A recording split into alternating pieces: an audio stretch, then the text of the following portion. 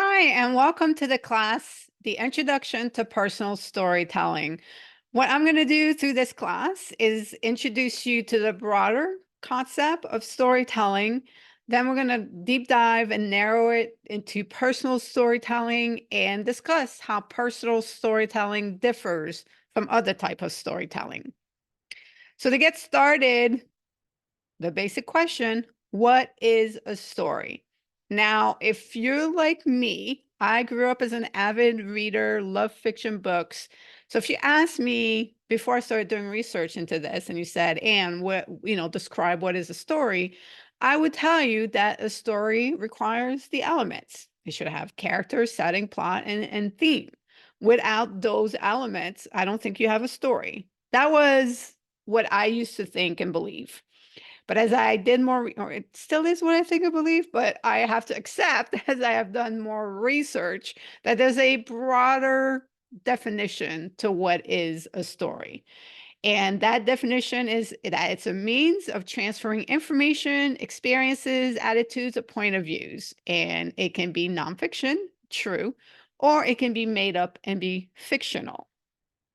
So I can embrace this definition. I can move with that. So it is about communicating information to an audience. So the type of information might vary, but you are communicating, transferring inform and information. You're transferring knowledge. You're transferring something that is known to you to an audience. That audience can be one person, a handful of people, a room full of people, millions, billions of people. I want to get you to actually think when I say audience, especially in personal storytelling, it's usually going to be one or a handful of people. If you're telling a story from the stage, it might be a larger audience, but I do want you to start thinking, okay, audience, when I'm sharing a story with one person, that one person is my audience that I'm sharing the story to. And that's a shift to make as a storyteller. But we're going to get more into that. Let's ask the second question. What qualifies as storytelling?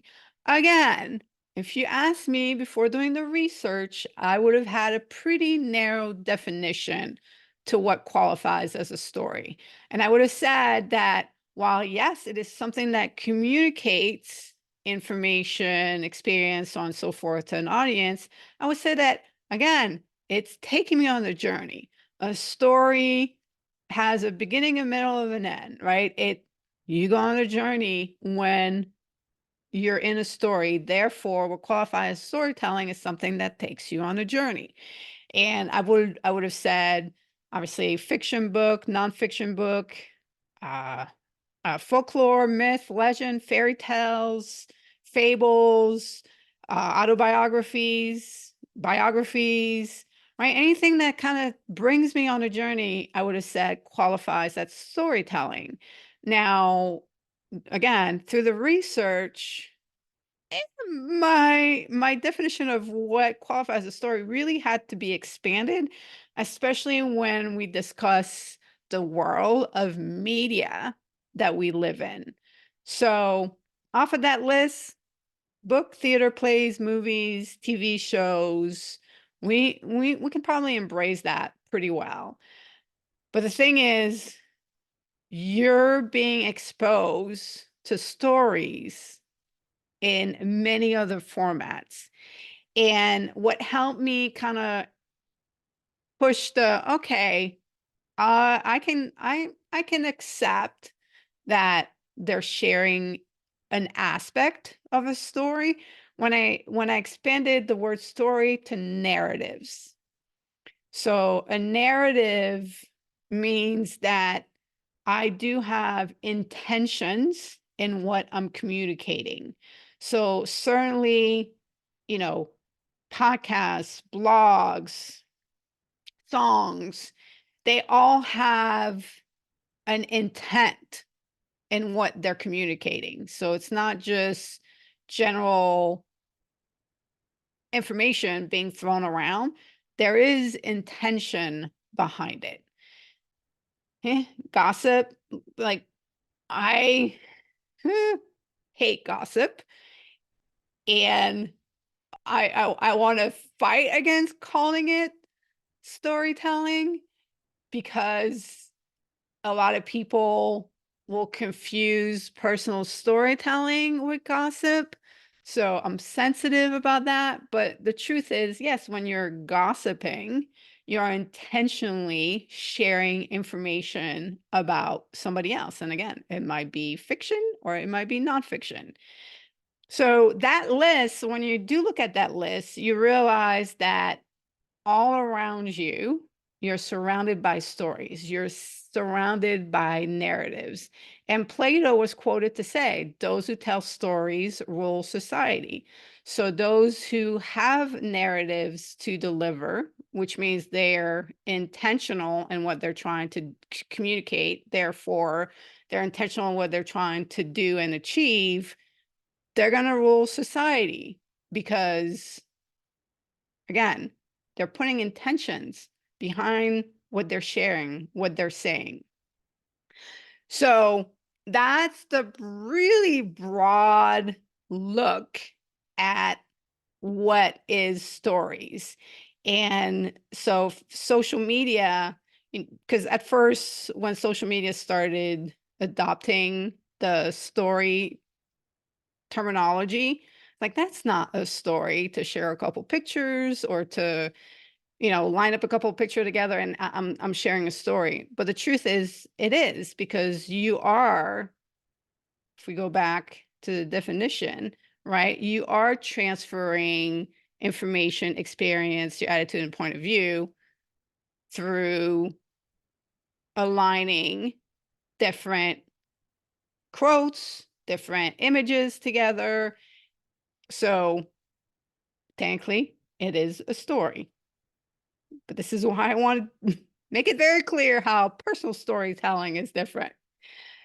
So on the subject of narratives, because I do think this clarifies things a little further, there are technically three types of narratives, but let's start with the two main ones. So you have the transparent narrative, where the information is being conveyed in a very straightforward fashion.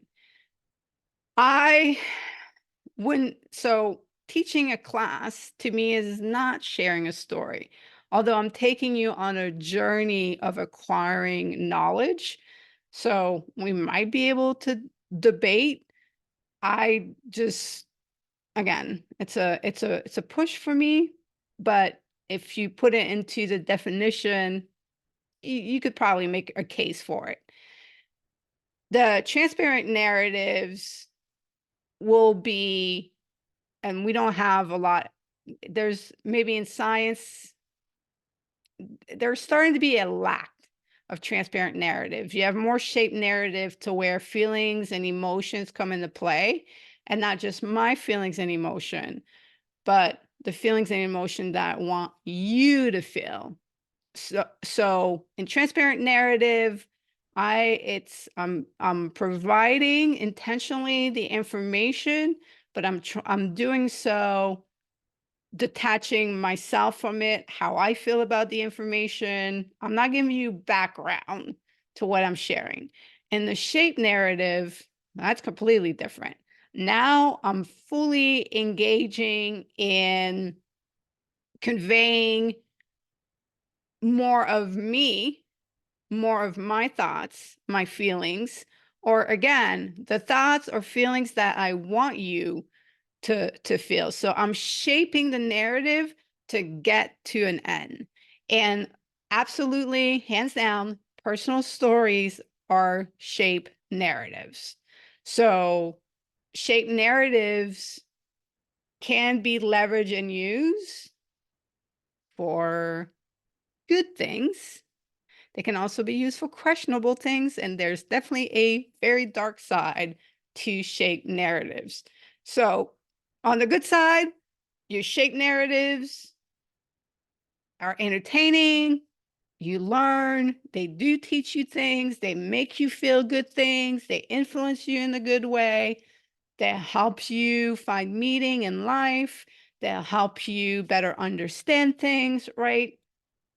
And they especially personal stories and sharing them, they can be healing and very therapeutic. Shape narratives in personal storytelling help increase empathy and understanding of each other and connection. So there's beautiful things. And even, movies, I'm sure you can recall some movies that you've watched that have really moved you and really impacted you, the books that have moved you and impacted you. And even there's probably even social media stories where, but they probably really lean on the personal side of things for them to be really on the good side as far as like across social media. So there's good and great things that come out of shape narrative. Then there's questionable thing where shape narrative, either true or false, right? Made up fiction or nonfiction, are weaved together to go beyond influencing to manipulating, to pull your heartstrings to get you to do what the storyteller wants you to do. And this is why Plato say that those who share stories rule the world, right? The storyteller rules the world because they can manipulate. Stories can be used to oversimplify things, right? And we see that in politics, we see in government, we see in marketing, we see in sales, right? So they share a story and they oversimplify things, they leave things out, and they bring you into the narrative. And that's where you experience things. It's from the narrative, but there's a lot more that's part of it. But they make sure that they keep you in the shape narrative. So oversimplification and stories, they're great for entertainment and engagement, but they can all also be overstepping and become distraction. This, social media is a huge distraction. Binge watching Netflix when you're supposed to be doing work, it becomes a distraction. So because they can be so engaging, they can lead to distraction. So now to the dark side of storytelling. Now, not only am I keeping you in the world to manipulate you, I'm taking that world and now from that world, I'm controlling you to do things. So the narrative can go so deep, you can buy so much into the narrative that the storyteller, through the narrative, gets control over you. The narrative can be so powerful that you can go into avoidance and denial because you're buying so much into the narrative, you're denying reality and truth that you used to believe in, but now you're caught up in the narrative. It's a great way through stories to perpetuate biases and stereotypes, to, again, to get you to buy in to a narrative that someone else is selling you. And narrative is absolutely the root of misinformation and deception. So I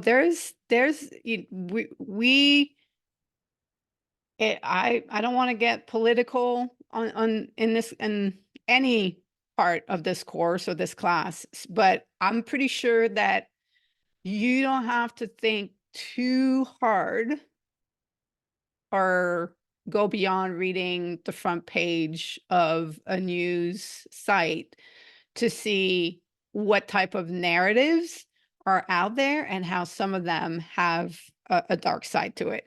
And it's good to have this understanding of storytelling, that it does have these different aspects to it, because part of becoming a personal storyteller is your ability to identify this and step out of it and start making your own decision. All right, so now let's go and let's define personal storytelling. So, personal storytelling is transforming basic communication. So, the retelling of events, for example, and it turns it into an art form that becomes so much more intimate, engaging, and emotionally resonant. And you don't want it to be emotionally charged. You want it to resonate with your audience, because the personal story is all about grabbing your audience and engaging them into your experience, your world, so that you can reveal the essence of who you are. I have a saying, I don't want people to walk away with an opinion of who I am. I want people to walk away with an understanding of who I am.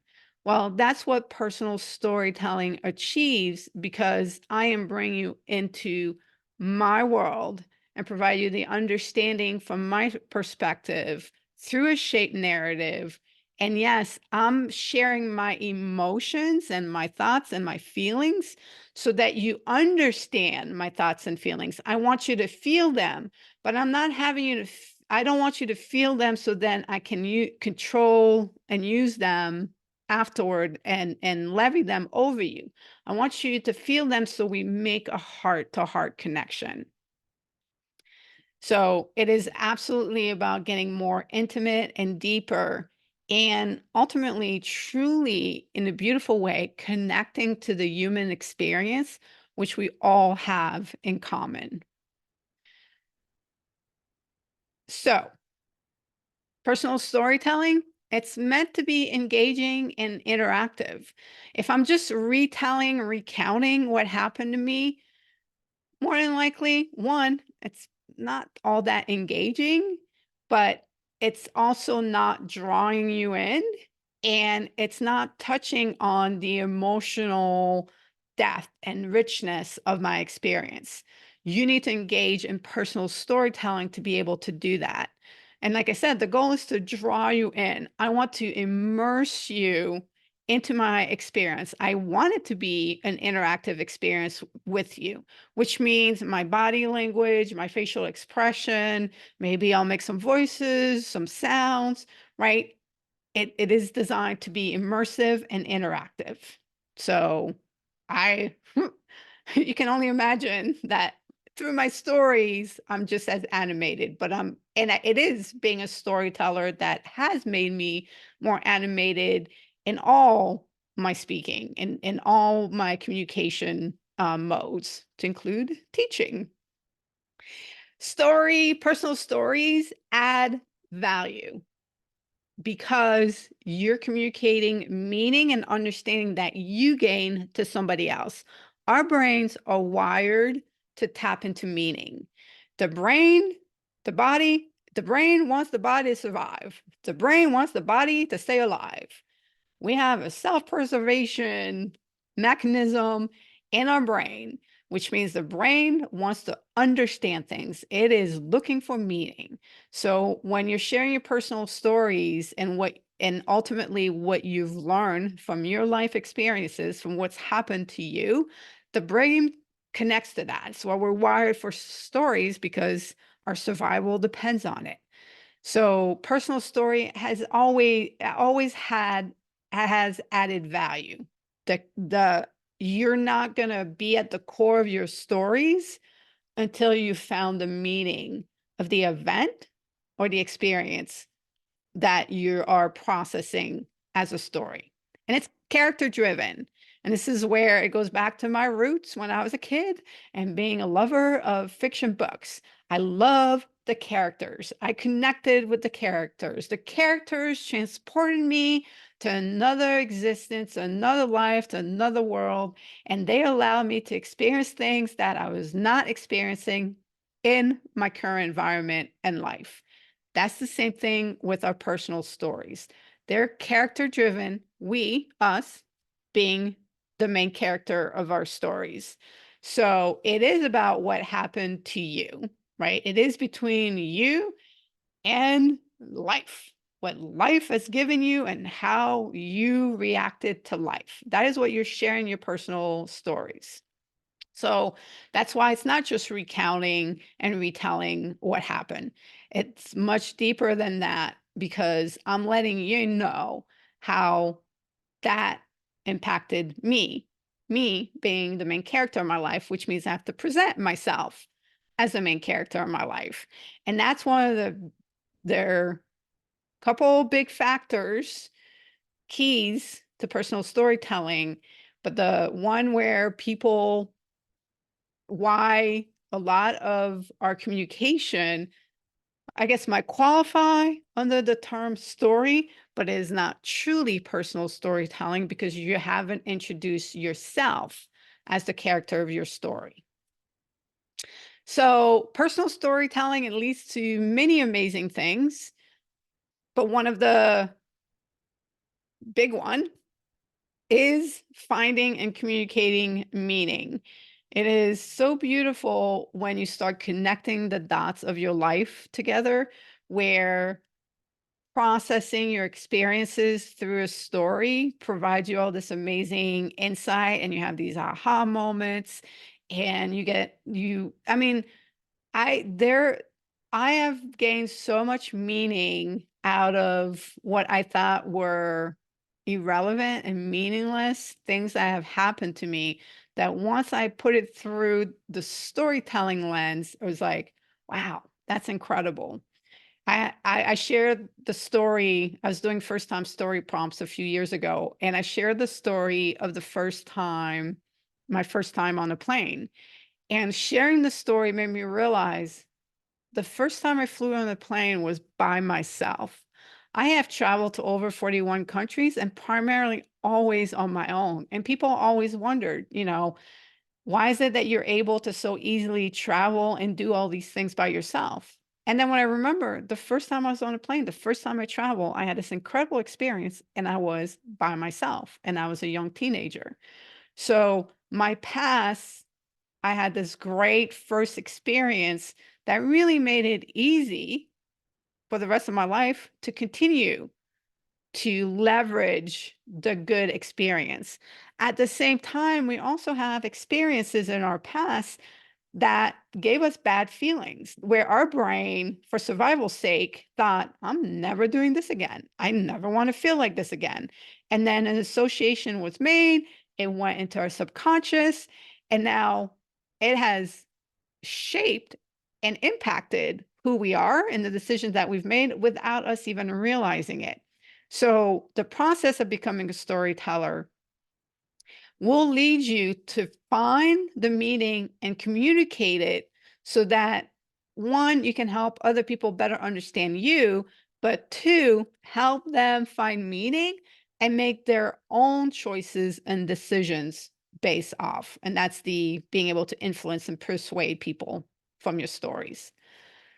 It is absolutely going to lead you to question and evaluate everything. And this is a good thing. And it'll make you realize that you've been kind of asleep at the wheel, kind of been dormant to questioning your patterns, your motives, understanding the supporting characters, who has influenced you, and again, what has happened to shape and impacted what's happening in my subconscious that's driving me that I don't know anything about.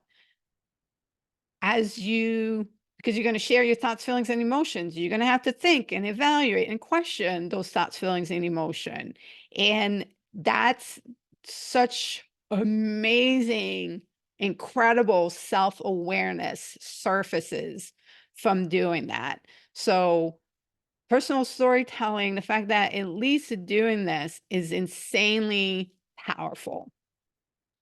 So how is personal story, how is it different? I kind of touched on quite a few things, so I'm going to go through this a little faster, right? Hands down, it's rooted in real life experiences and events. It conveys real life meaning and value. You don't make up your personal stories. It's all from what's happened, and it's all from you processing, understanding, finding the meaning in what happened. You have to be authentic. You have to be vulnerable. There's also, you have to open up. You have to trust your audience. You have to go into that space that we kind of avoid almost at all costs because of so many fears. To be a personal storyteller, it involves being vulnerable, opening up real thoughts, real feelings, and real emotions. So in the traditional stories, A traditional story, it doesn't change, right? So if I tell you a fairy tale, the three, Red Riding Hood, the three little pigs and the big bad wolf, right? That story doesn't change. The fairy tales, the legends, the myths, the fables, they don't change. Movies, you might have movies that have alternate endings, but just in general stories don't change. Personal stories do and can change because as you grow, as you evolve, your path is not static. Your path also changes. And I have stories that at one point, at the beginning of my journey as a personal storyteller, I have one interpretation. Then as I evolve, as I grew, as I changed, that story started having different interpretation. So in my introduction video, I'm going to share with you the story of the first time I went kayaking. That story, for years, I saw it as a story about perseverance. Now I have a shift where it's still a story about perseverance, but it's a lot more a story about the choices and the decision that I was confronted with and the choices that I made and how those choices played out. So that story has shifted, which means how I shared the story, because it has a different meaning, I'm going to highlight different aspects of it. And this is a big thing about learning how to be a personal storyteller, because you have to know, out of everything that happened, how do I shine the spotlight on the right thing to communicate what it is that I want to communicate? So because our understanding, our perspective, because we continue to grow, things in the way that we share our stories shifts and changes. Aspects of it will always stay the same, but the meaning can absolutely change. Okay, so this is very interesting, right? So you're becoming a personal storyteller and sharing your personal stories so that the person will make the connection to you, to me. I'm sharing my story so you connect to me, not to the story. Now, you might really enjoy and like the story, and you might walk away and want to share my story with somebody else. But the connection is not to the story, it's to me. In general storytelling, the connection is to the story itself, not the storyteller. In personal storytelling, it's all about making the connection to the personal storyteller. And I love that, right? It's a journey of self-discovery and personal growth, both for the storyteller and the audience. There have been times when I have shared a story, and as the person asked me a question and reflected on what I said, wanted to know something else about the story, bam, they made me realize something else about the story that I hadn't seen. So they offer me a new perspective. So it's this beautiful collaboration that ultimately takes place. And it's not just because when I tell you the story, your brain starts aligning and we start connecting and we start being on the same wavelength, is that the story might bring something to you that I hadn't even realized, and it's my own story. And this, not for nothing, but this happens all the time with the clients that I coach, because after I hear their story, I tell them, this is what I heard, this is what I learned about you, and this is what I gain, the meaning I got from the story. And I'll pose them question, and each and every time they'll have some sort of new understanding that they didn't have before sharing the story and before we both engage with the story and the meaning of the event. So it's extremely, extremely powerful. So the bottom line is we can all be storytellers, because you don't need this wild and vivid imagination. Now, as a kid, when I wanted to be a fiction author, yep, my imagination, and that's why I had this beautiful imagination that I got from my dad, who always shared us these stories of the big bad wolf and all these other stories. So I had this vivid imagination, and I want to put my imagination to work into writing fiction story. As a personal storyteller, I'm not making anything up. So, and if I was going to be a published author, I would have to write the stories.